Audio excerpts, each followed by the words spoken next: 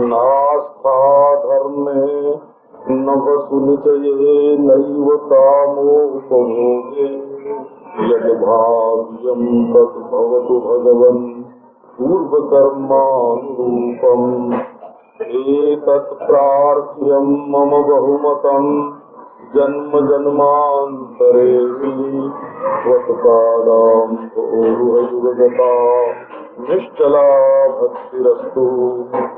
ओम शांति शांति शांति। पहले से ही आप लोग जगह थोड़ी कम लें तो अच्छा रहेगा, बोला पीछे आने वालों को सुविधा रहेगी। थोड़ा थोड़ा आगे बढ़ जाओ, बोला जिसके आगे थोड़ी जगह हो वो आगे बढ़ जाए। इतनी तकलीफ अपने को नहीं देना कि मन न लगे सुनने में, है ना। कभी कभी ऐसी हो जाती है तकलीफ कि फिर पांव दुखने लगते हैं, मन नहीं लगता है, तो इतनी तकलीफ तो नहीं देना, क्योंकि सुनने के लिए तो सब है ही। पर ज्यादा आराम भी नहीं करना। जज लगा रहता था कि पता नहीं कब हमारे हृदय में आवे कब नहीं आवे। जब से ये सुना है कि हम जब चाहे जब मन में भगवान को बना लें, तब से तो हमको बिल्कुल स्वतंत्रता ही मिल गई है। हमको तो वो आनंद आ रहा है कि बस आंख बंद की और हृदय में भगवान के दर्शन हो रहे हैं। आज हमको मालूम हुआ कि हम तो भगवान के बाप भी बन सकते हैं। उसने कहा कि आज हमारे मन में ये बात जम गई कि हम तो भगवान के बाप भी बन सकते हैं।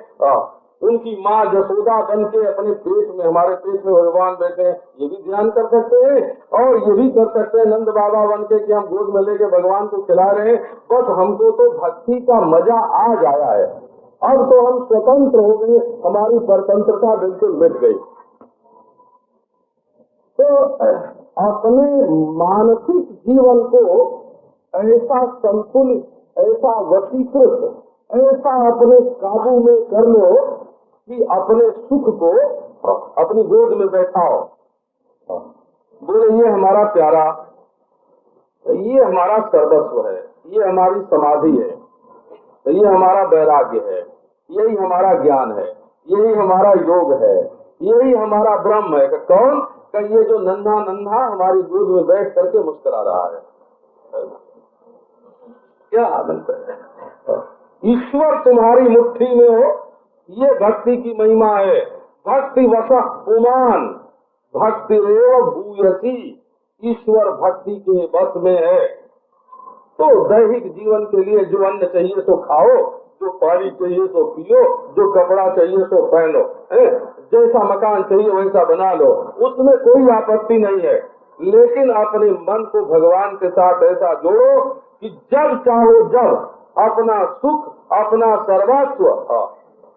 जब कभी कृष्ण श्री राधा रानी के पास नहीं पहुंचते थे ना, तो नाराज होती थी, और नाराज होके जब दुख करने लगती थी तो सखियां कहती कि राधा रानी नाराज मत हो, दुखी मत हो, हम अभी कृष्ण को पकड़ के ले आते हैं, क्या कठिन है।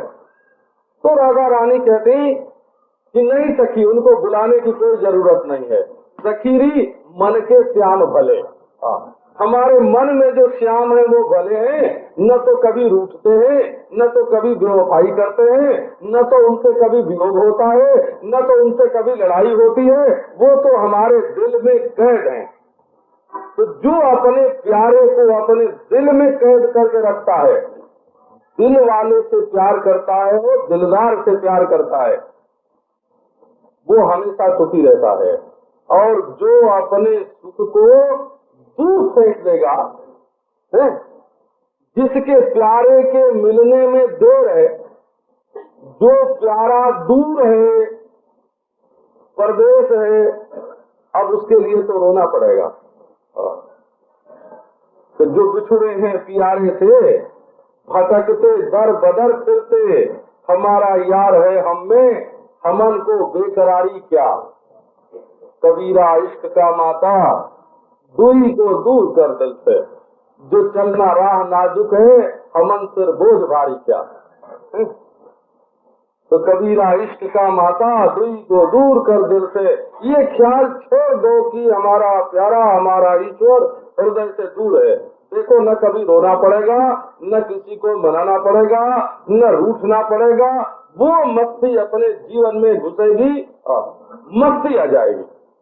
प्रहलाद का वर्णन करते हैं, वो 5 वर्ष की उम्र, न्यस्तक क्रीडन को बालो, खिलौना फेंक दिया, जड़वत तन्मनस्तया, कृष्ण में मन लग जाने के कारण ऐसा मालूम पड़े जैसे कोई भोला भाला जड़ है, सिरी है।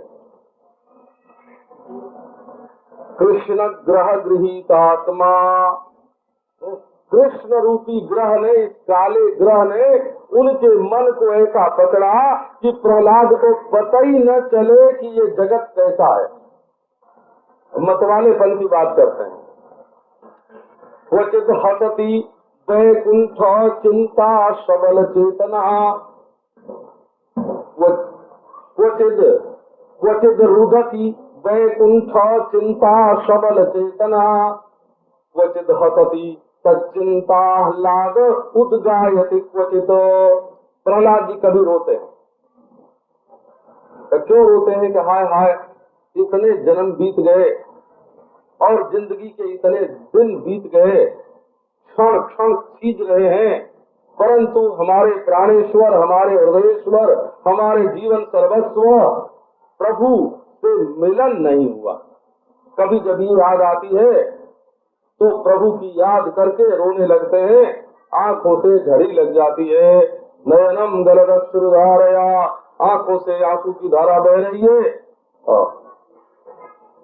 और कंठ गदगद हो रहा है और शरीर में रोमांच हो रहा है। कृष्ण कृष्ण कृष्ण कृष्ण पुकार रहे हैं। कृष्ण ग्राग्रीतात्मा, पकड़ लिया हो उस काले चोर ने, पकड़ लिया उनके दिल को, चुरा लिया उनके दिल को। नवेद जगदीश दिशाम, संसार का कुछ पता नहीं है और बस रो रहे हैं। क्वचित रुदती वैकुंठ चिंता सबल चेतना, उनकी चेतना श्री कृष्ण के ध्यान से, चिंता से कि हाय हाय अब तक नहीं मिले, अमूल्य धन्यानी दिनांतराणी, प्यारे ये दिन हमारे बहुत बुरे बीत रहे हैं। प्रभु त्वदालोकन मंतरेण, तुम्हारे दर्शन के बिना। अनाथ बंधु करुणैक सिंधु, हा हंत कथम नयामी, कैसे ये दिन बिताऊं। हा कदानुभवितासी पदम दृशोर में, मेरी आंखों के सामने कब आओगे। जुगाइतम निमेषेण, एक एक पलक कलप के बराबर बीत रहा है। चक्षुषा प्रादृशायितम, आंखें वर्षा ऋतु बन रही हैं। शून्यायितम जगत सर्वम, सारी दुनिया सूनी सूनी हो रही है गोविंद तुम्हारे विरह में। कभी कभी हंसी आ जाती है, क्वचित हंसती, कभी रोते हैं तो कभी हंसते भी हैं। क्वचित हंसती तच्चिंता लाद उद्गायति क्वचित, ध्यान में देखते हैं भगवान जिद करके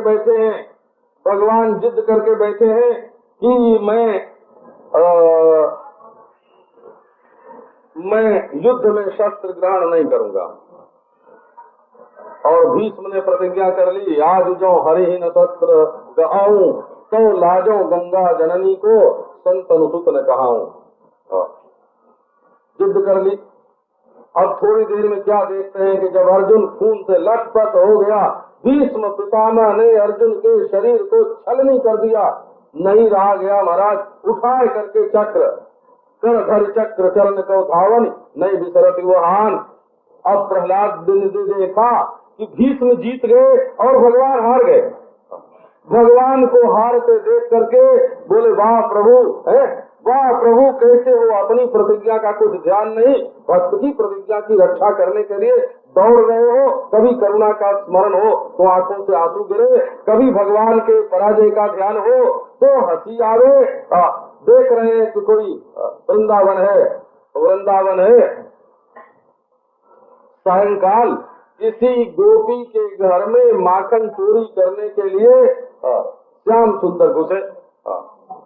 गोपी को तो मालूम था कि श्याम सुंदर माखन चुराने के लिए आएंगे, लेकिन घर में जो सास थी उसको मालूम नहीं था हो।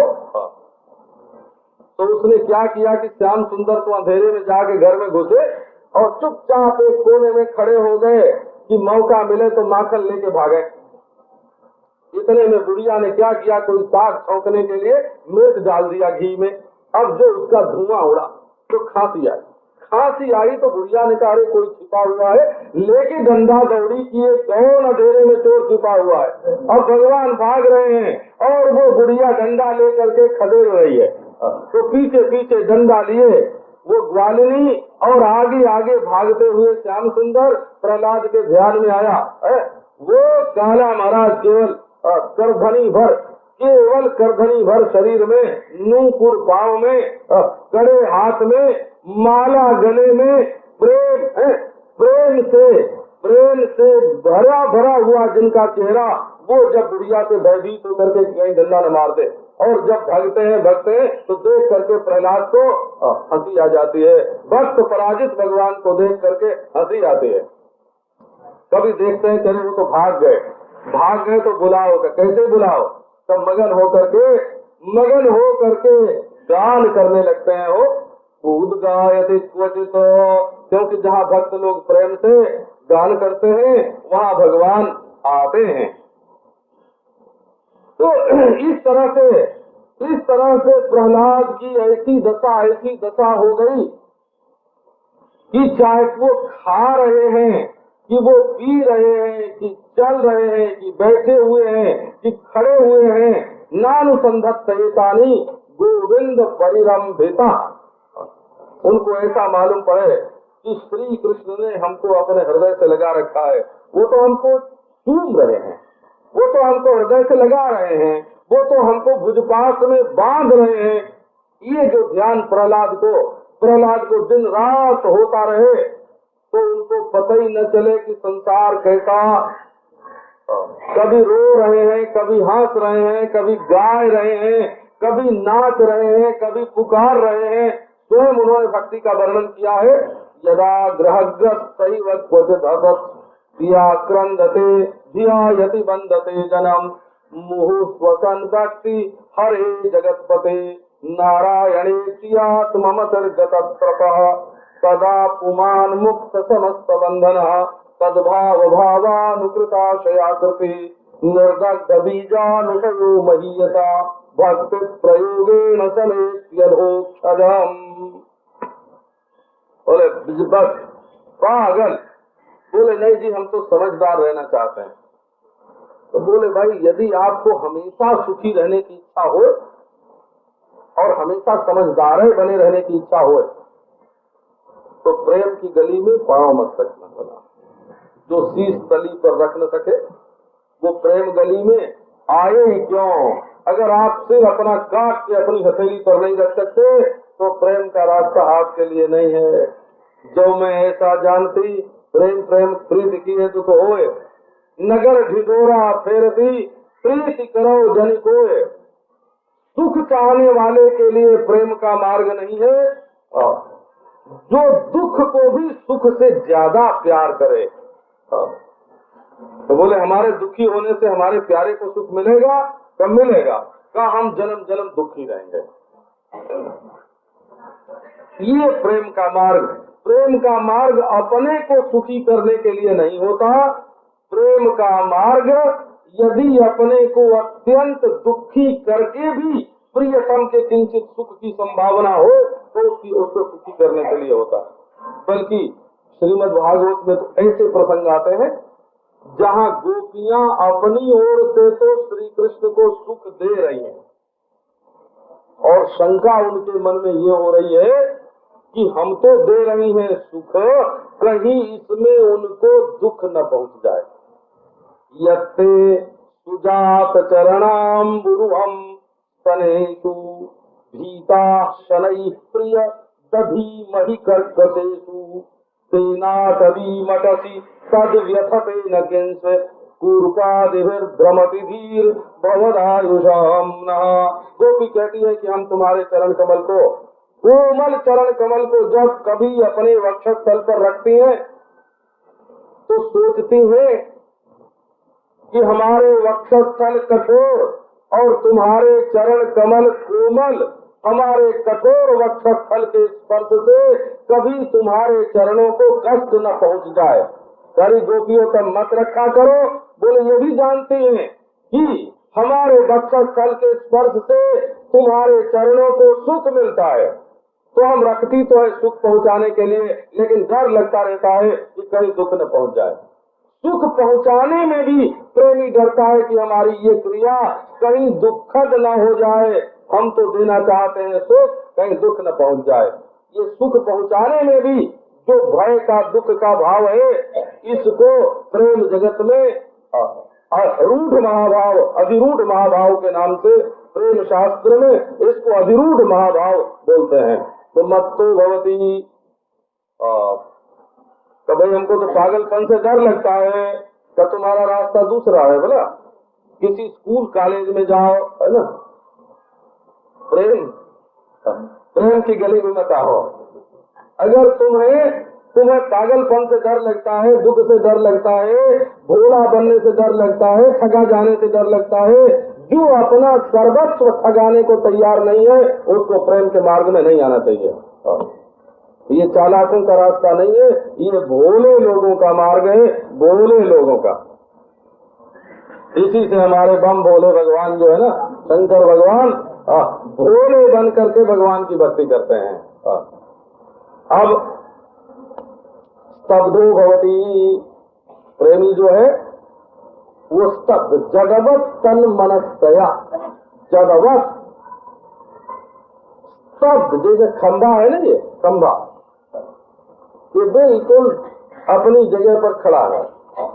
इसको गाली दो तो वैसा, इसके ऊपर फूल पत्ता चढ़ाओ तो वैसा है, इसको भेटो तो वैसा, और इसको मारो तो वैसा। वृक्षैव दिवि तिष्ठति स्तब्धा, स्तब्ध हो करके परमात्मा जैसे स्थित है जगत में, सृष्टि और प्रलय का कोई प्रभाव परमात्मा पर नहीं पड़ता, वैसे जो भगवान का भक्त होता है, भगवान का भक्त वो भी स्तब्ध होकर के रहता है। तो स्तब्ध होकर के रहने का अभिप्राय क्या है? एक तो होता है जड़ता संचारी भाव। एक बार की बात है, आप जानते हैं, भगवान श्री कृष्ण ने ब्रजवासियों की रक्षा के लिए गिरिराज को अपने हाथ पर उठा लिया। ये आपने कितनी बार सुना होगा। अपने भक्तों की रक्षा के लिए भगवान को पहाड़ उखाड़ लेने में भी कोई आपत्ति नहीं है, काली दह में कूद जाने में भी कोई आपत्ति नहीं है, अजगर के मुंह में घुस जाने में कोई आपत्ति नहीं है। देखा ना, क्यों घुसे अजगर के मुंह में? क्यों घुसे? भगवान अपने भक्तों की रक्षा के लिए ना। दावानल का पान क्यों किया? दावाग्नि भगवान ने क्यों पी? अपने भक्तों की रक्षा के लिए। काली दह में क्यों कूदे? अपने भक्तों की रक्षा के लिए। अजगर के मुंह में क्यों घुसे? अपने भक्तों की रक्षा के लिए। तो भगवान अपने भक्तों की रक्षा के लिए कठिन से कठिन काम करने के लिए हमेशा तैयार रहते हैं। अब गिरिराज उठा लिया। पहले तो कई ब्रजवासी व्याकुल हो गए थे इंद्र की पीड़ा से, लेकिन पीछे पछताने लगे।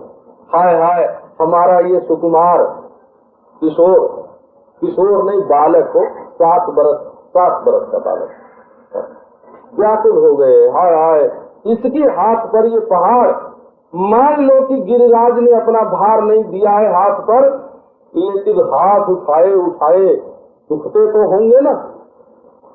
हाँ, ग्वाल बाल इकट्ठे हो गए, बोले तुम बहुत बड़े वीर बने हो, पहलवान बने हो, पहाड़ उठा के खड़े हो और हम लोगों में कोई ताकत नहीं है, छोड़ो पहाड़ हम उठावेंगे। अब एक एक महाराज जिद करने लगे कि तुम हटो हम उठावेंगे। हाँ, श्री धामा कहे हम उठावेंगे, सुबल कहे हम उठावेंगे। उनको कृष्ण के ऐश्वर्य का पता तो ही है, वो तो उनको वही जान, जिसको हम कुश्ती में पछाड़ देते हैं वही हैं, जिनको भागने में पकड़ देते हैं वही हैं, जिनके कंधे पर चढ़ते हैं वही हैं। अंत में उन्होंने कहा कि हमारे हाथ पर दे दो। नहीं माने, बोले अच्छा बाएं में से दाहिने में ले लो, हम थोड़ा तुम्हारे बाएं हाथ को दबा, फिर भी नहीं माना। तो 7 दिन जब बीत गए और मालूम हो गया कि अब वज्र नहीं, बिजली नहीं, वर्षा नहीं, तो गिरिराज को भगवान ने स्थापित कर दिया। तो जसोदा मैया के मन में आया कि दौड़ करके लाला को अपने गोद में उठावें। खड़ी थी, होशवास में थी, आंख से सब दिख रहा था, लेकिन जब दौड़ना चाहती है तो पांव उठते ही नहीं है, स्तब्ध हो गए हो। तो कृष्ण ने देखा कि मैया चाहती तो है दौड़ के गोद में लेना और पांव नहीं उठते हैं, तो पास चले गए। तो मैया ने सोचा दोनों हाथ से उठा लें, तो हाथ ही नहीं उठे, स्तब्ध हो गए। अब मैया के मन में आया कि लटक के सिर चूम लें, अब वो सिर ही न लटके। तो कृष्ण समझ गए, अरे मैया ऐसा करके दोनों हाथ गले में डाला और मैया से लिपट गए। मैया को भूल गया कि हमारे लाला ने पहाड़ उठाया था, ये बात भूल गई। इसको जड़ता संचारी भाव कहते हैं। और भक्त लोगों की मान्यता ऐसी है कि वृंदावन में जो वृक्ष हैं, लता हैं, पत्र हैं, वहाँ के पहाड़ हैं, वहाँ के मिट्टी के डले हैं, वो जो जड़ दिखते हैं ना, वो जड़ नहीं है, वो तो सब श्री कृष्ण के प्रेम में उनके चरणों का स्पर्श प्राप्त करके जड़ी भाव को प्राप्त हो गए हैं, वो स्तब्धी भाव है। तो स्तब्धो भवति, भगवान की लीला देख देख करके भक्त स्तब्ध हो रहा है। तीसरी बात बताते हैं, आत्मा रामो भवति। तो जज ज्ञात्वा मत्तो भवति, स्तब्धो भवति, आत्मा रामो भवति।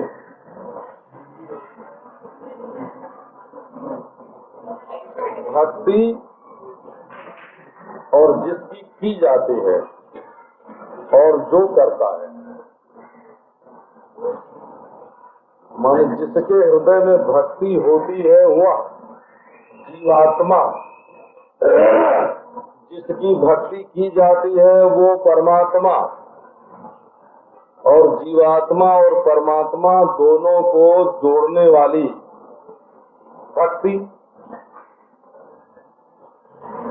इन तीनों को अगर मनुष्य ठीक ठीक जान जाए, जज ज्ञात्वा, तो करने की जरूरत नहीं रहेगी, हो जानने से ही बेड़ा पार हो जाए। जज ज्ञात्वा मत्तो भवति, स्तब्धो भवति, आत्मा रामो भवति।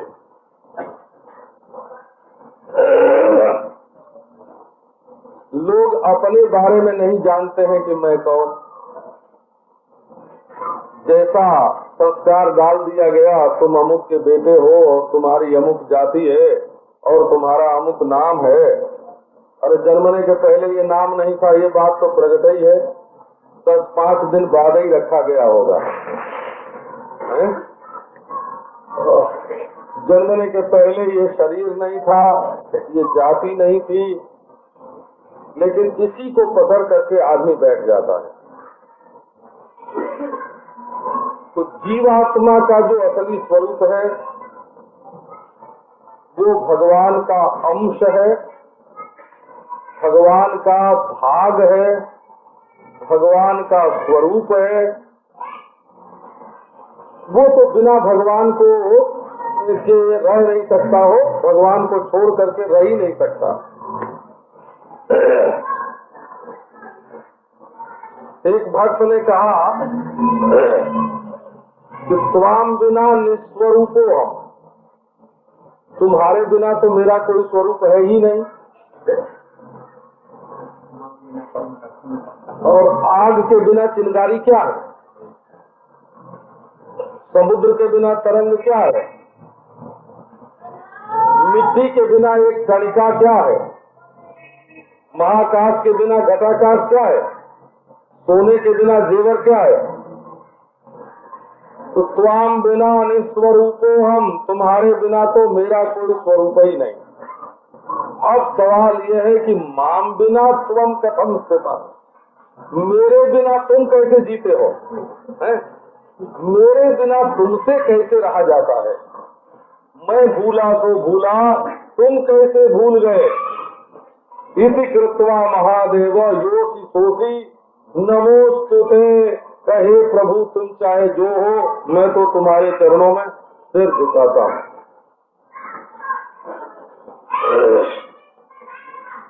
तो परमात्मा वो है जिसकी भक्ति की जाती है, जो परम प्रेमास्पद है। और भक्ति प्रेममयी वृत्ति है। वो जब मन में कड़वाहट आ जाए, है ना, आंख लाल हो जाए, चेहरा उतर जाए, दिल में जलन होने लगे, तो भाई ईश्वर के लिए करना ही, दुनिया में किसी के लिए, खटमल के लिए भी, मच्छर के लिए भी, तृण के लिए भी, है? अगर तुम्हारी आंख लाल हो गई और दिल कड़वा हो गया है, और उसके नुकसान का ख्याल, उसको हानि पहुंचाने का ख्याल मन में आ गया, तो एक जुए के प्रति द्वेष और भगवान की भक्ति, ये दोनों चीज हृदय में एक साथ नहीं रह सकते। द्वेष जो है ये भक्ति का प्रतिपक्षी है। जिस हृदय में जिस क्षण, एक क्षण के लिए भी जब और किसी के प्रति जब द्वेष आता है, तब भक्ति की मिठास नहीं रहती, भक्ति का प्रकाश नहीं रहता, और भक्ति का आकार नहीं रहता। दब जाता है कुल का कुल। एक साथ हृदय में द्वेष और भक्ति दोनों नहीं रह सकते। दुख नहीं, दुख तो रहता है भक्ति में, दुख और भक्ति दोनों हृदय में एक साथ रह सकते हैं। भगवान के सामने कभी भक्त दुखी भी हो जाए तो चल सकता है, लेकिन द्वेषी हो जाए तो नहीं चल सकता। तो प्रेममयी वृत्ति का नाम भक्ति है, और प्रेमास्पद का नाम भगवान है, और प्रेमी का नाम जीव है।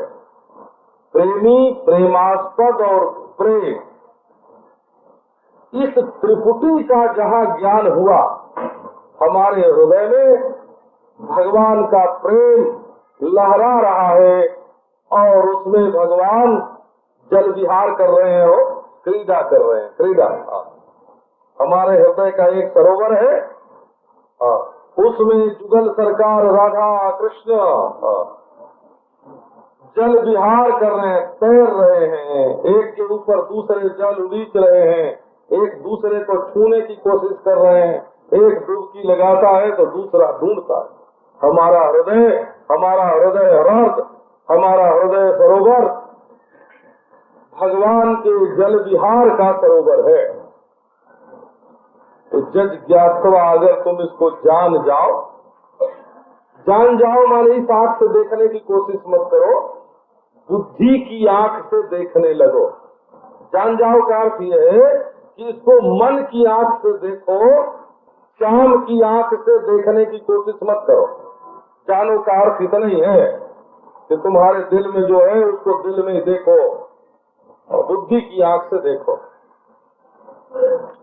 क्या होगा? बोले मत्तो भवति स्तब्धो भवति आत्मा रामो भवति। मत क्वचिद रुदन्ति अच्युत चिंतया, क्वचिद हसन्ति नंदन्ति वदन्ति अलौकिका। नृत्यन्ति गायन्ति अनुशीलयन्ति अजाम भवन्ति तूष्णीम परमेत्य निर्वृताः। भक्त लोग कभी रोने लगते हैं। ऐसे जन्म समूह सिरा में हजारों जन्म बीत गए और अब तक प्रभु की प्राप्ति नहीं हुई। आप बेटे के लिए कभी रोते हैं कि नहीं? धन के लिए कभी रोते हैं कि नहीं? माँ बाप भाई बंधु पति पत्नी के लिए रोते हैं कि नहीं? क्या आपकी आंखों में कभी ईश्वर की प्राप्ति के लिए आंसू आते हैं? सीधा सवाल है ना, सीधा सीधा सवाल है। क्या प्रभु की प्राप्ति के लिए, प्रभु के प्रेम के लिए आपकी आंखों में कभी आंसू आते हैं? भक्त वो होता है जो भगवान के लिए कभी रोता है, विरह की स्फूर्ति होती है। हम ये मानते हैं कि आप सब लोग आस्तिक हैं, बोला आस्तिक हैं माने ईश्वर को मानते हैं कि ईश्वर है। उसको हाथ भी सवेरे उठ के हाथ भी जोड़ लेते हैं, उसका नाम भी ले लेते हैं, उसके तस्वीर के सामने खड़े भी होते हैं, चंदन भी लगा देते हैं, फूल भी रख देते हैं। मान लिया कि आप आस्तिक हैं, ईश्वर का अस्तित्व तो स्वीकार करते हैं, लेकिन प्रश्न यह है कि उसके विरह में, उसके वियोग में आपको रोना आता है कि नहीं? और जब कभी आपके हृदय में ईश्वर के संयोग की स्फूर्ति होती है तब आपको आनंद होता है कि नहीं? आप आस्तिक हैं ये तो ठीक, लेकिन भक्त तब होंगे जब उसके वियोग में दुख होगा और उसके संयोग के भाव में सुख मिलेगा। बिना ईश्वर के विरह की स्फूर्ति के और बिना संयोग की स्फूर्ति के कोई टाइटल देने से भगत नहीं होता हो। हमारे एक बड़े आचार्य थे गद्दी के, तो बड़े बड़े कागज उन्होंने सुनहले अक्षरों में और संस्कृत में बड़ी भारी बिरदावली छपाए रखे थे। उनके पास कोई बड़ा आदमी जाता तो उसको उपाधि देके धर्म धुरीण, या कई सेठ बम्बई के थे, धर्म धुरंधर धर्मालंकार भक्तराज भक्त प्रवर संत प्रवर संत प्रवर हो राजर्षि।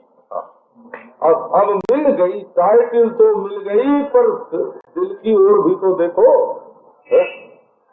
जहाँ संयोग की स्फूर्ति में रसा स्वाद नहीं और जहाँ वियोग की स्फूर्ति में दुख नहीं, वहाँ भक्ति नहीं।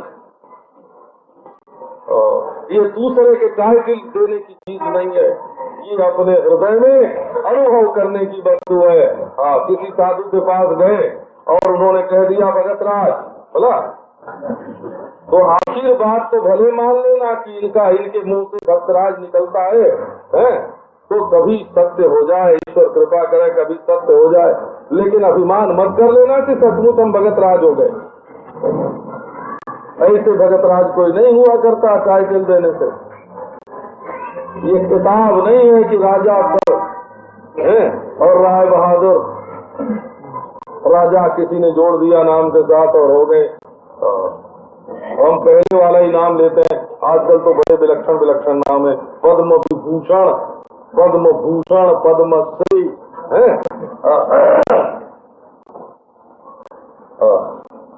तो ऐसे कोई नहीं होता है भक्तराज।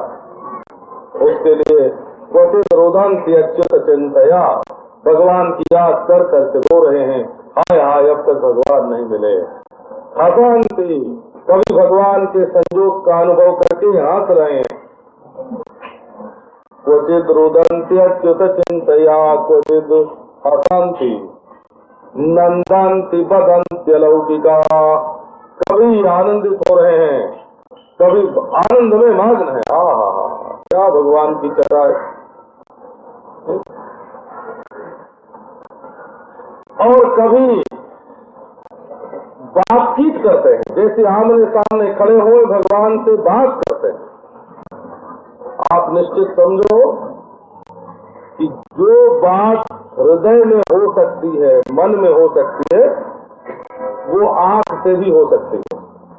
जबान से भी हो सकती है, क्योंकि वो तो मन ही है जो आंख से झांकता है, वो मन ही है जो जीभ से बोलता है। तो भगवान से बात हो सकती है, भगवान का दर्शन हो सकता है, भगवान के साथ खाना पीना मिलना जुलना हो सकता है। यथा पूर्वे व्यवहारन्ते स्म, जैसे हमारे पूर्वज लोग भगवान के साथ व्यवहार करते थे, वैसे आज भी भगवान के साथ व्यवहार होता है। तो नृत्यन्ति गायन्ति अनुशीलयन्ति अजाम, कभी नाचने लगते हैं। ओ भगवान सामने खड़ा है, नाचेंगे, पग घुंघरू मारी मीरा नाची रे। नृत्यन्ति गायन्ति, कभी गान कर रहे हैं। धीर समीरे यमुना तीरे वसति बने बनवाली, गान कर रहे हैं। नृत्यन्ति गायन्ति, कभी अनुशीलयन्ति, एक एक पेड़ के पास जा करके, अरे वो बड़ तेरे नीचे हमारे प्रभु आए, वो पीपल वो कदम्ब। कभी पशु से पक्षी से पूछते हैं, अरे वो गाय उसी वंश में पैदा हुई है ना जिनको भगवान चलाया करते थे, वो कदम्ब तो उसी कदम्ब के बाल बच्चे हो जिसके कंधे पर बैठ करके श्री कृष्ण बांसुरी बजाया करते थे। अरे ये वही धूल है भाई। श्री चैतन्य महाप्रभु वृंदावन में आए हो, किसी ने बताया कि यहाँ कृष्ण ने माटी खाई और शरीर में रोमांच हुआ, आंखों से आंसू बहने लगे, लौटने लगे। आहा, यहाँ हमारे श्याम सुंदर ने माटी खाई है। बोले ये चीर घाट है, यहाँ चीर हरण किया। व्याकुल हो गए तो प्रभु हमारा भी चीर हरण कर। ये रासस्थली है, मग्न हो गए, आनंद में मग्न हो गए। ये रासस्थली है। पंडा बोले चौबे मथुरा का, पंडा बोले ये आज तो हमको ये पागल जजमान मिल गए, मत्तो भवती, आज तो हमको कोई पागल जजमान मिल गया। रास्ते में जा रहे और किसी ने बोल दिया श्लोक, श्यामम हिरण्य परिधिम वनमाल्य वरो, छटपटा उठे। नृत्यन्ति गायन्ति अनुशीलयन्ति भवन्ति तूष्णीं, कभी चुप हो जाते हैं। शब्दों भवति, जबान नहीं खुलती है, आंख की पलक नहीं उठती है, हाथ नहीं हिलता। हमको 2 बार ऐसा अनुभव हुआ हो। एक बार लेटे हुए थे, चारपाई पर लेटे हुए थे और वेदांत की रीति से पृथ्वी को जल में, जल को अग्नि में, अग्नि को वायु में, वायु को आकाश में, आकाश को मन में, मन को बुद्धि में, है ना, और बुद्धि को अपने आत्मा में लीन करके, है ना, जैसे सो रहा हो चारपाई पर। इतने में एक महात्मा आए, बड़े ऊंचे, श्रद्धा करने के योग्य, बड़े श्रद्धेय, हमारे परिचित। आके जब खड़े हुए और भगवान का नाम लिया उन्होंने, तो मेरी आंख खुल गई। लेकिन न सिर उठे, न हाथ उठे, न मुंह खुले, बिल्कुल मुर्दे की तरह शरीर पड़ा हुआ मिला, स्तब्ध हो गया शरीर।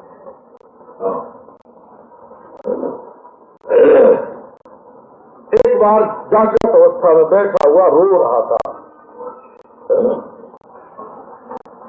कोई ऐसी चीज सामने आई कि सिर झुकाने का मन हो तो सिर झुके नहीं, हाथ जोड़ने का मन हो तो हाथ जोड़े नहीं, बोलने का मन हो तो बोला जाए नहीं, है? आंख की पलक गिराना है और खोलना कहीं अपने बस की बात नहीं रही। तो जब मन में स्तब्धि भाव होता है तो शरीर में भी स्तब्धि भाव हो जाता है। समझो, भक्त का एक भाव वो है कि वो पागल की तरह हंस रहा है, गा रहा है, नाच रहा है, रो रहा है, और एक भाव वो है कि वो ठूठ की तरह बिल्कुल खड़ा है, न किसी को सिर झुका रहा है, न हाथ जोड़ रहा है, न बोल रहा है, खंबे की तरह खड़ा है। ये कई तरह से स्तब्धि भाव होता है। जसोदा मैया का कल सोया था, जसोदा मैया का, हाँ, ऐसे कभी बाल बाल को सत्य भाव में होता है, कभी गोपी को श्रृंगार भाव में होता है, कभी किसी सेवक को दास के भाव में होता है। शब्दों भवति आत्मा रामो भवति। तो फिर पागल हो गया तब तो जिंदगी गई उसकी। शब्द हो गया तो फिर किस काम का रहा, वो तो फूट बन गया। बोले नहीं, ऐसा शब्द नहीं, खंबे की तरह होता है लेकिन जड़ नहीं होता है। वो पागल की तरह होता है लेकिन पागल नहीं होता है। तो कैसा होता है कि आत्मा रामो भवति। वो तो अपने प्यारे को अपनी गोद में लेकर के अपने हृदय से लगा करके आनंद में मग्न है। वो विषयाराम नहीं है। कई लोग ऐसे होते हैं ना, पहले तो लोगों को मालूम ही नहीं है कि हमारा आराम कहाँ है? पूछो न किसी से, तुम्हारा आराम भोजन में है कि कपड़े में है कि स्त्री में है कि पुत्र में है कि धन में है कि मकान में है कि चौपाटी पर है ना? तुम्हारा आराम कहाँ है ना? तुम्हारा आराम कहाँ है? बाहर है कि भीतर है? होटल में है कि घर में है? तुम्हारा आराम कहाँ? देखो ना, तो विषयाराम जो पुरुष है वो तो निश्चित रूप से ये भी नहीं बता सकते कि हमारे जीवन का आराम कहाँ, हम कहाँ रहे। कभी इसमें, कभी उसमें, कभी उसमें। यहाँ से मन उठता वहाँ गया, वहाँ से मन उठता वहाँ गया, वहाँ से मन उठता वहाँ गया। इसको विषयाराम बोलते हैं। कई लोग विषयाराम नहीं होते हैं, विषय के बंधन में नहीं पड़ते हैं, इंद्रियाराम होते हैं, पामर होते हैं। उनका नाम पामर है। हाँ, पामर होते हैं। विषयाराम तो वो है जो विवाह करके विषय भोग करता है। एक विषय तो निश्चित है ना उसके लिए। और पामर वो है जिसके लिए विषय भोग में कोई कायदा नहीं, जहाँ इंद्रिय की तृप्ति हुई वही भोग लिया। विषय वो है जो शास्त्र के अनुसार भोजन करता है, स्वाद देता है, पर शास्त्र के अनुसार। और पामर वो है जिसको स्वाद चाहिए, चाहे शास्त्रीय हो चाहे अशास्त्रीय हो चाहे कैसा भी हो, उसको इंद्रियाराम बोलते हैं। इंद्रियाराम। अब भक्त देखो कैसा होता है। तो भक्त होता है आत्माराम। आत्मा माने हृदय। उसका आराम अपने हृदय में है। उसको आराम पाने के लिए संसार के किसी भोग की जरूरत नहीं, इंद्रियों के व्यापार की जरूरत नहीं, मन से व्याकुल होने की जरूरत नहीं। अपनी आत्मा में ही उसका आराम है। किसी से पूछो भाई तुम्हारा मजा आजकल कहाँ है? बोले आजकल तो पेरिस गया हुआ है ना? बिल्कुल पार्सल करके अपने आराम को, अपने मजा को पेरिस भेज दिया। अब तुम्हारे पास क्या रहा? कंकन डालना।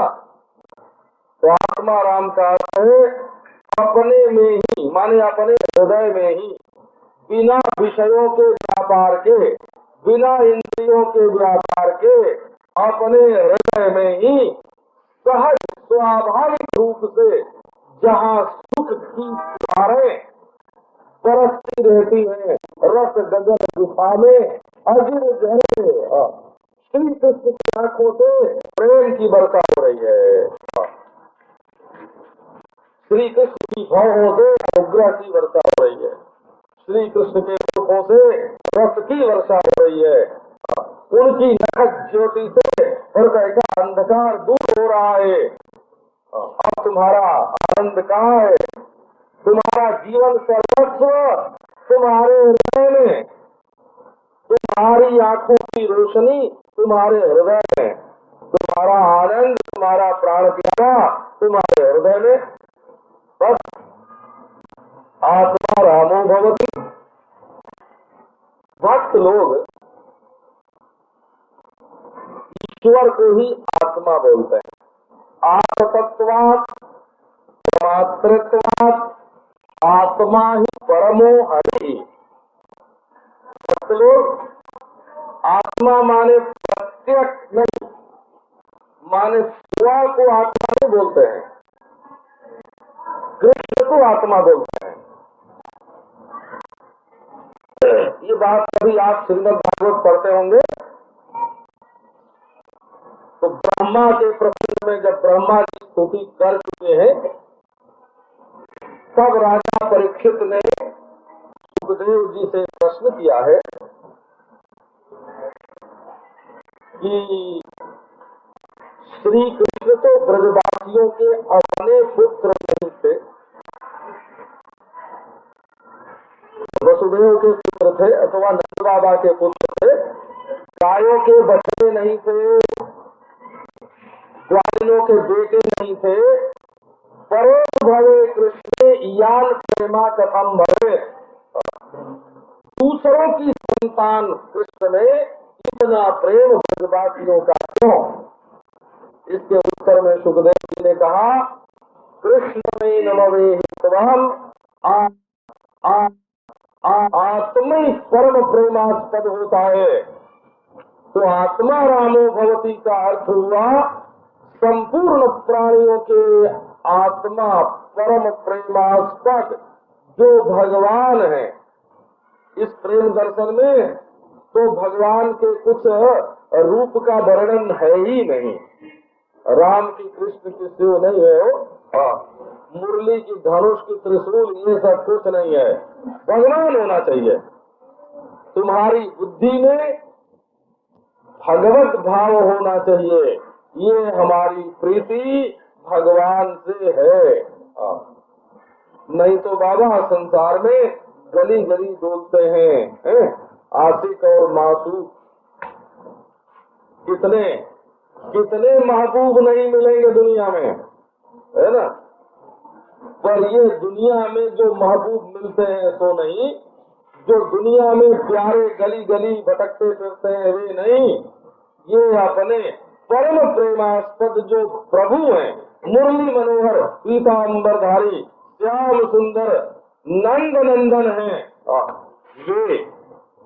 वे ही आत्मा है, वे ही संपूर्ण प्राणियों के परम प्रेमास्पद है। उन्हीं में आराम, उन्हीं में आराम। एक बार ब्रज में लोगों ने कहा कि बाबा हम अपने कृष्ण को ईश्वर नहीं मानते। बात बहुत बढ़िया, प्रेम की बात है। अच्छा जी, जब तुम कृष्ण को ईश्वर नहीं मानते हो तो आज कृष्ण से प्रेम करने की क्या जरूरत? जब अवतार हुआ था, जब जिन लोगों ने देखा था उन लोगों ने प्रेम किया। उन्हें अरे वृंदावन तो वही है, नित्य है, निकुंज का निकुंज भी नित्य है, तो उसमें श्री कृष्ण की वो रूप माधुरी का वो भी नित्य है, तो उनकी सखियां का वो भी नित्य है, ग्वाल बाल का वो भी नित्य है, तो उनकी वो पीक दानी पान खाने के बाद जिसमें फूका करते थे तो वो भी नित्य है बोला। अरे तो इतनी नित्यता के रहते हुए, है ना, इतनी नित्यता के रहते हुए कृष्ण ईश्वर नहीं तो और कौन ईश्वर? तभी तो अनदेखे साजन से भी, अनमिले साजन से भी प्रीति की जाती है ना। इसलिए आत्मा माने भगवान। तब भक्त का आराम कहाँ रहता है? बोले जब भक्ति मिलती है, भक्ति का ज्ञान होता है, तो भक्त का सारा आराम उसके हृदय में आ जाता है। भक्ता आत्मा रामो भवति, जग ज्ञात्वा आत्मा रामो भवति। उसको अपने आराम के लिए पलंग की जरूरत नहीं है, बिना पलंग के भी आराम में है, बिना फलेट के भी जब वो आराम में है? जहाँ फल माने सुख दुख है ना, दोनों जहाँ आदमी भोगे उसका नाम फलेट। तो फलमिष्टे, तो ये जो है जब बिना घर के आनंद, बिना विषय के आनंद, बिना भोग के आनंद, बिना धन के आनंद, बिना इंद्रिय के आनंद, या बढ़िया, ये आनंद का रहस्य कोई समझ ले तो संसार में फिर कभी दुखी न हो। लोग तो यही समझते हैं कि नोट के बंडल होंगे तब हम सुखी होंगे। कीड़े खा जाते हैं उनको बदलते कोई देर लगती है। बोले हमारे घर में ऐसा भोजन होगा, 6 पीढ़ी के खाने भर अपने घर में इकट्ठा है और फिर भी कहते हैं नहीं और चाहिए और चाहिए और चाहिए, है ना। जब 6 लाख 6 करोड़ तुमको आराम नहीं दे सका तो 6 अरब 6 करोड़ भी तुमको आराम नहीं दे सकेगा। बोला आराम उसमें नहीं है, आराम निकलता है दिल में से, आराम निकलता है हृदय में से। और हृदय में से क्यों निकलता है? हृदय में वही बैठा है, वही बैठा है। तो भक्त इस बात को जान जाता है और अपने हृदय में उसी प्रभु को लिए लिए बोलता है, इसलिए उसका नाम आत्मा राम होता है। अब भक्ति की दूसरी विशेषताएं बताते हैं।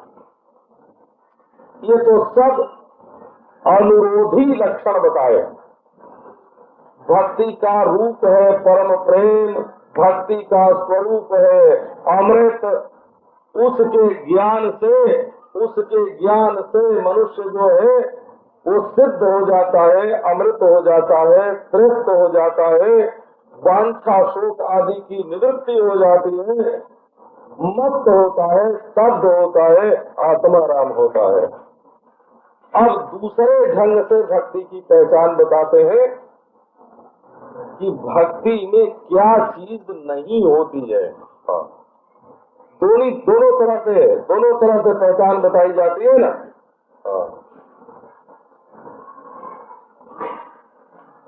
तो क्योंकि काम और प्रेम ये दोनों बहुत निकट होते हैं और इसको पहचानना संसारी प्राणी के लिए बड़ा कठिन है। श्री उड़िया बाबा जी महाराज कहा करते थे कि काम और प्रेम में बार बराबर का फर्क है। दोनों बिल्कुल देखने में हो, दोनों सामने खड़े कर दिए जाए तो काम भी सांवरा और श्याम भी सांवरा, काम का रंग भी सांवरा ही हो और काम के साथ भी रति है ना, रमण, और कृष्ण के साथ भी राधा। दोनों का वस्त्र पीला, दोनों के बाल घुंघराले और काले, दोनों के मुख पर मुस्कान और दोनों के शरीर में अनुपम सौंदर्य, दोनों ही लोगों के मन को खींचते हैं। काम भी खींचता है और श्याम भी खींचता है। तब व्यावर्तक लक्षण है ना, व्यावर्तक लक्षण माने दोनों को दोनों से अलग करने वाली पहचान क्या है। कहीं प्रेम और काम दोनों एक में मिल न जाए भला।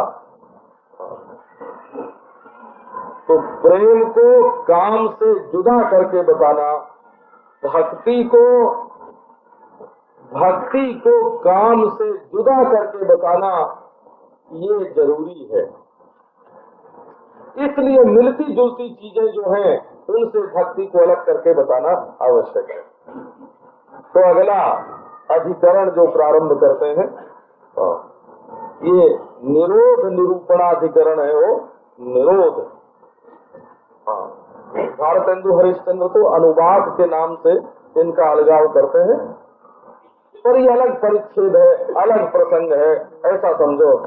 यह एक दूसरी धारा प्रारंभ होती है। सा न कामयमाना निरोध रूपत्वात् निरोधस्तु सर्वलोक वेद व्यापारं न्यासः निरोधस्तु लोक वेद व्यापारं न्यासः। कहते हैं सा न कामयमाना, भक्ति कामिनी नहीं है। कामयमाना माने कामिनी, काम वाली स्त्री। कामयमाना, कामयते इति कामयमाना, जो कामना करे उसका नाम है कामयमाना। भक्ति कामयमाना नहीं है, कामिनी नहीं है।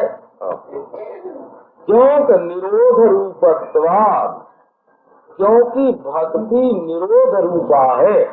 ये निरोध शब्द पारिभाषिक है,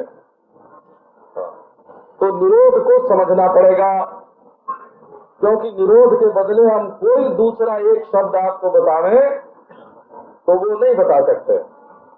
निरोध को खोल कर समझाना पड़ेगा।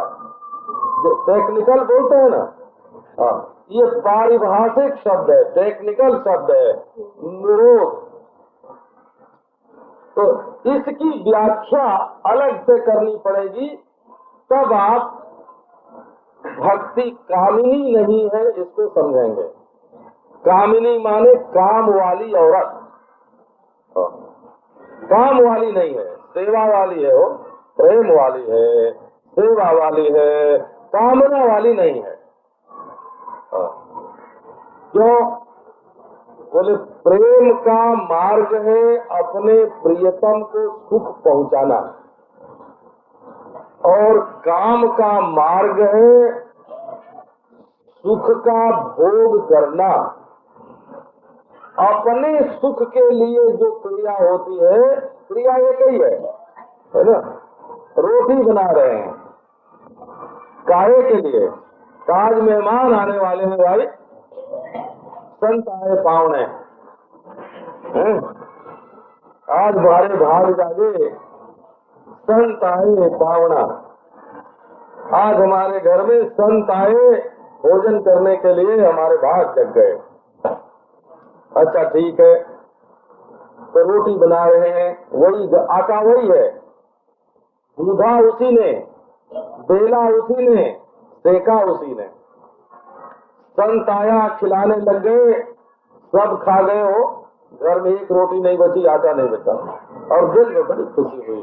वाह, है ना, खूब खाया भाई है। आज हमारा परिश्रम सार्थक हो गया, घर सार्थक हो गया, सफल हो गया जीवन, आज संत की सेवा मिली, है ना।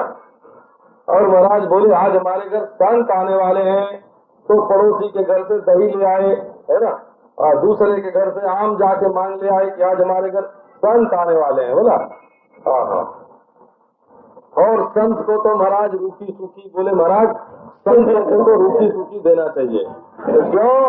कहीं इनकी भोग वासना न बढ़ जाए। संतों की भलाई चाहना चाहिए ना, संतों की भलाई चाहना हो, कहीं इनको बढ़िया चीज नहीं खिलाना, नहीं तो इनकी जीव की स्वाद वासना बढ़ जाएगी। बोले फिर तो बोले भाई हम लोग तो गृहस्थ हैं, हम बढ़िया चीज खाएं तो उसमें क्या दोष है ना। तो खुद तो बड़ी, मैंने एक घर में देखा हूँ, अपनी आंख से देखा था, मैं साधु नहीं था उन दिनों। एक सज्जन के घर में मैं भोजन करता था, तो साधु कि स्वयं जीव की वासना पूरी करना है, इसलिए साधु के नाम पर स्वादिष्ट वस्तु घर में बना के खा ली और साधु को रुचि सूची खिला दी। तो कामय माना का अर्थ आप भली भांति समझो, अपने जीवन की प्रत्येक चेष्टा इस कसौटी पर नापी जाए कि इससे हमारे प्रभु को सुख मिलेगा कि नहीं मिलेगा। अच्छा, आप कभी कोई काम करते हैं तो आपके मन में आता है कि अगर हमारे पिताजी आज जीवित होते और हमको ये काम करते देखते तो वो इसको अच्छा समझते कि बुरा समझते? ये ख्याल आपके मन में कभी आता है? जिनके पिता बड़े धर्मात्मा थे, उनके बेटे जब शराब पीते हैं और उनको याद आ जाए कि हमारे पिताजी जिंदा होते और हमको शराब पीते देखते, तो उनके मन में क्या आता? प्रभु के प्रेमी जब भी कोई काम करते हैं तो उनके मन में ये आता है कि हम ये काम प्रभु के लिए कर रहे हैं, अपने लिए तो नहीं कर रहे हैं ना। तो उनको सुख कैसे पहुंचेगा, उनको सुख कैसे पहुंचेगा, ये ध्यान प्रभु के प्रेमी के मन में रहता है कि हम तो उनको सुख। तो एक गरीब को तुमने डांटा, क्यों जी? अगर तुम्हारे भगवान यहाँ खड़े होते और तुम किसी गरीब को गाली दे रहे हो देखते तो वो तुम्हारे ऊपर खुश होते कि वाह बेटा बहुत अच्छा किया, गरीब को गाली दी है? तो तुम्हारे प्रभु खुश हो जाते तुम्हारे ऊपर। तो बाबा जा भेसा मारा साईं रीझे, सोई भेष धरूंगी। भक्त का ये स्वभाव है, प्रेम का ये स्वभाव है। तस्मिस्तु तत्सुखे सुखित्वा, काम में नास्ते तस्मिन तत्सुखे सुखित्वा। काम में अपने प्रियतम के सुख से सुख नहीं है, अपने सुख से सुख है। और प्रेम में अपने प्रियतम के सुख में सुख है। इसलिए भक्ति कामय माना नहीं है, कामिनी नहीं है। वो अपनी आंखों की तृप्ति के लिए नहीं है। स्वयं तो अपने मुंह में कालिक पोत लिया है और चले गए अपने प्रीतम के सामने। उन्होंने तो देखा तुम्हारे मुंह में कालिक और गिलानी से उनकी तबीयत भर गई और तुम बोले कि हम तो उनकी अनूप रूप माधुरी का आस्वादन करके चले आ रहे हैं। उनके मन में गिलानी भर दी है, उनके मन में तो गिलानी भर दी और तुम वहां से मजा लेकर के आए। इसका नाम भक्ति नहीं है। भक्ति का अर्थ ये है कि हम ऐसा वेश, ऐसा रूप, ऐसी सज्जा, ऐसी सेवा, ऐसा गुण लेकर के उनके सामने जाएं कि हमको देखते ही वे रीझ जाएं, खुश हो जाएं, उनके चेहरे पर मुस्कान आ जाए कि हाँ भाई आज तो तुमने बहुत बढ़िया वेश बनाया। गोपी प्रत्येक प्रतिदिन हो निजांगमपि या गोपियो ममेति समुपासते ताभ्य परम न मे किंचन निगूढ़ प्रेम भाजनम। एक दिन अर्जुन ने पूछा, कृष्ण तुम बार बार गोपी गोपी गोपी करते रहते हो, आखिर क्या द्वारका के रनिवास में ये 16,108 है? ये सब बेकार किए हैं, गोपी सब कुछ है, क्या ऐसी विशेषता है गोपियों में कि उनकी याद करते हो? बोले अरे अर्जुन गोपियों की मत पूछो, वो खाते समय भी ये ख्याल रखती थी कि हम ये खाएंगे तो हमारे मुंह का स्वाद अच्छा रहेगा और हमारे प्यारे को सुख मिलेगा। वो स्नान करते समय ये ध्यान रखती थी, वो चलते समय ध्यान रखती थी कि हमारा पांव दमादम न बोले, हमारे प्यार के प्यारे के कान में कोई कड़वी आवाज नहीं जाए। वो कैसा वस्त्र पहनती थी कि जैसा अपने प्रीतम को प्रसन्न होवे, जिसको देख करके वे खुश होवे, वो वस्त्र, वो आभूषण, वो चेष्टा, वो क्रिया, वो उबटन, वो तेल, वो इत्र, वो फूल, वो कंघी, वैसे बात क्यों? निजांगमपि या गोपियो ममेति समुपासते। उनका ख्याल था कि ये शरीर हम लोगों का नहीं है, ये शरीर तो प्रभु का है, कृष्ण का है।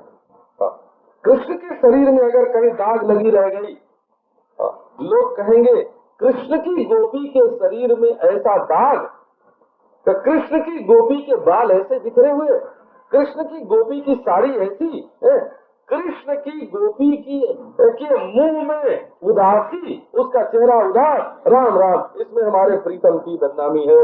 उनकी हो करके हम ऐसा कोई काम नहीं करेंगे जिससे हमको कोई दुखिया समझ ले। फिर कौन कृष्ण से प्रेम करेगा? हम तो चाहते हैं सारी दुनिया कृष्ण से प्रेम करे। गोपी तो ये चाहती है कि संसार में प्रेम करने योग्य ये कृष्ण ही है।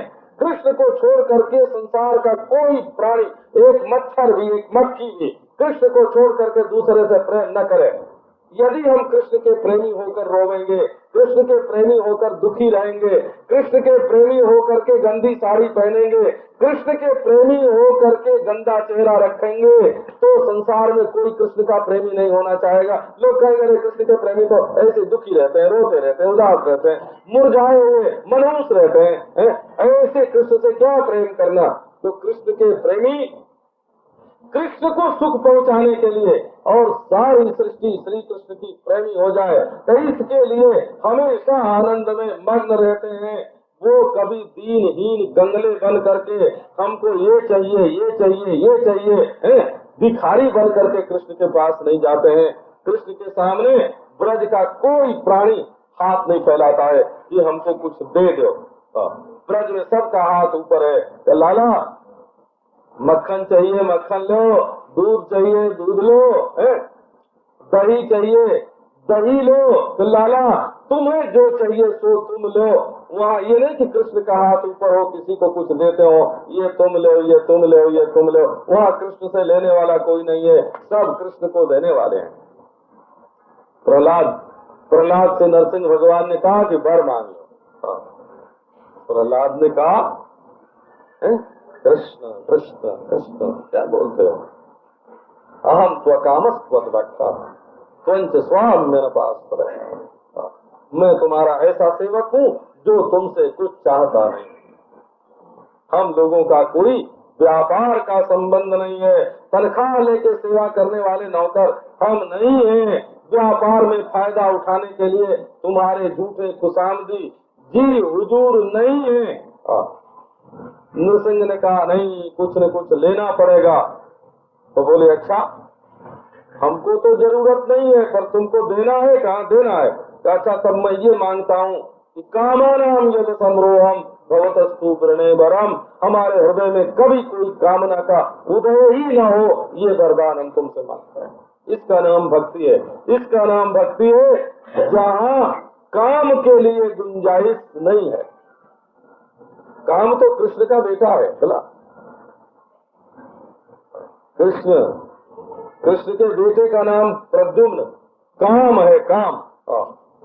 और भक्ति जो है वो श्री कृष्ण की पत्नी है, बोला श्री कृष्ण की पत्नी, वो काम की माँ है, वो काम की माँ है, बोला वो काम की पत्नी नहीं है, काम की भोग्या नहीं है, वो श्री कृष्ण की भोग्या है, श्री कृष्ण की पत्नी है।